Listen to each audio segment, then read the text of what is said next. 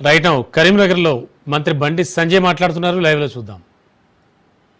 ఇది వారిపోయినావు ఇప్పుడు నోటీస్ ఇస్తే నేను చట్టపరంగా ఏం చేయాలి నాకు కూడా తెలుసు. నేను ఒకటే సవాల్ చేస్తున్నా, నువ్వు నోటీసుల ద్వారా ఒక రాజకీయ నాయకుడిపై ఉండి ధైర్యంగా ఎదుర్కోలేక నువ్వు చేసిన తప్పిదాలను కప్పిపుచ్చుకోవడానికి లీగల్ నోటీస్ ఇస్తా అని చెప్పి బెదిరిస్తున్నావు. ఏదో ఒక నోటీస్ ఇచ్చి బెదిరించి అట్నే భయపడతానుకుంటే నీ మురుగత్వం. నేను నీ లెక్క అయ్య పేరు చెప్పి రాజకీయ కష్టం కాదు. నేను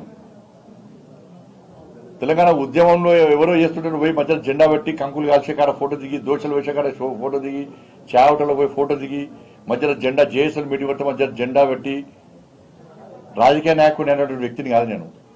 నేను చిన్నప్పటి నుంచి ధర్మము దేశము అనే ఒక ఆలోచనతో, ఒక జాతీయవాద భావజాలంతో, ఒక హిందూ ధర్మరక్షణ కోసం పాటుపడుతూ హిందూ సమాజాన్ని సంఘటితం చేస్తూ అనేక ఉద్యమాలు చేసి అనేక కేసులను భరించి అనేక సార్లు జైలుకు పోయి పోలీసుల దెబ్బలు తిని వచ్చినటువంటి వ్యక్తి నేను. మా నాయన పేరు చెప్పో మా తాత పేరు చెప్పో నేను వచ్చిన వ్యక్తి కాదు. నీకు నాకున్న తేడా అది. నేను ఒకటే సవాల్ చేస్తున్నా, చలో ఏ గుడి కంటే ఆ గుడికి నా కుటుంబంతో సహా వస్తా, భార్య పిల్లతో సహా వస్తా. నువ్వు మీ అయ్యా, మీ అమ్మ, మీ భార్య, మీ పిల్లలందరూ కూడా ఏ గుడికి వస్తారో రాని. మేము ఫోన్ ట్యాపింగ్ చేయించలేదు. ఫోన్ ట్యాపింగ్ నాకు నీకు సంబంధం లేదు.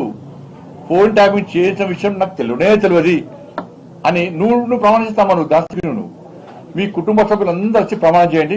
నేను మా కుటుంబ సభ్యులందరూ వచ్చి ప్రమాణం చేస్తాం. నువ్వు ఫోన్ ట్యాపింగ్ చేయించినావు, నీకు సంబంధం ఉంది, ఫోన్ ట్యాపింగ్ చేసేది నీకు తెలుసు, నీ భాగస్వామ్యం నేను ప్రమాణం చేస్తా. సిద్ధమా చెప్పు.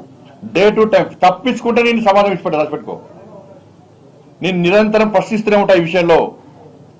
ఏ టెంపుల్కి వస్తావు? నీకు మా టెంపుల్ మీద నమ్మకం లేకుంటే మసీద్ అంటావా, చర్చ్ అంటావా, నీ ఇష్టం.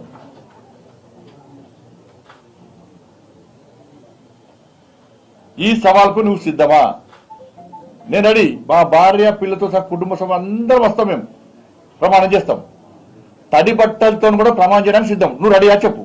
నువ్వు మీ కుటుంబ సభ్యులు మీ నాయనతో కూడా మాట్లాడు. ఒక్కరోజు ఫామ్లోకి బయట రమ్మను. మా కుటుంబానికి సంబంధం లేదు, ఫోన్ ట్యాపింగ్ విషయం మాకు తెలియదు. అసలు నేను ఒకటే చెప్తున్నా, ఇద్దరు సిద్ధమా చెప్పు.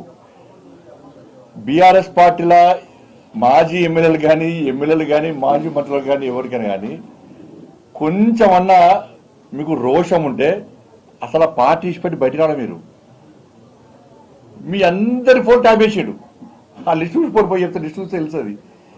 బీఆర్ఎస్ పార్టీ ఎమ్మెల్యేల ఫోన్లన్నీ ట్యాప్ చేసాడు. అందరి మాక్సిమం మంత్రులు కూడా ఇట్లా సిగ్గుంటే దాన్ని ఉండడానికి మీ మీద నమ్మకం లేదు.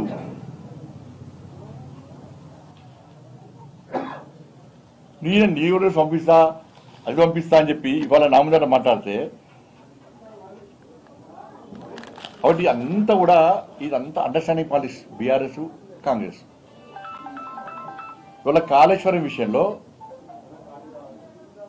అసెంబ్లీ ఏర్పాటు చేస్తాం ఏం అవసరం అంటున్నా. గతంలో కేంద్ర ప్రభుత్వం విజిలెన్స్ రిపోర్ట్ ఇచ్చింది.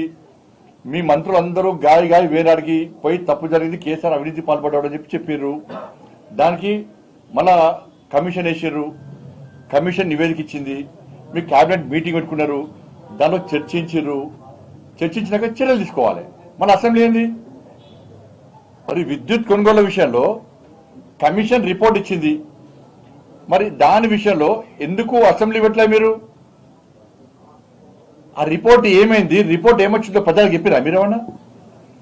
దాని మీద చర్చ ఎందుకు జరగలేదు? అయిపోయా, ఢిల్లీ వైపు అసలు ఉంటున్నాయి. విద్యుత్ కొనుగోళ్ల విషయంలో, విద్యుత్ సంబంధించి ఆ స్కామ్ విషయంలో ఇచ్చిన కమిషన్ రిపోర్ట్ ఏమైంది? అసెంబ్లీలో చర్చ ఎందుకు జరుగుతలేదు దాని మీద? కాబట్టి మీ అండర్స్టాండింగ్ పాలిటిక్స్ అన్ని కూడా ప్రజలు గమనిస్తున్నారు. దాన్ని పక్కా ప్రజలు తిరగబడతారు, ఎదుర్కొంటారు విషయాన్ని గుర్తుంచుకోండి.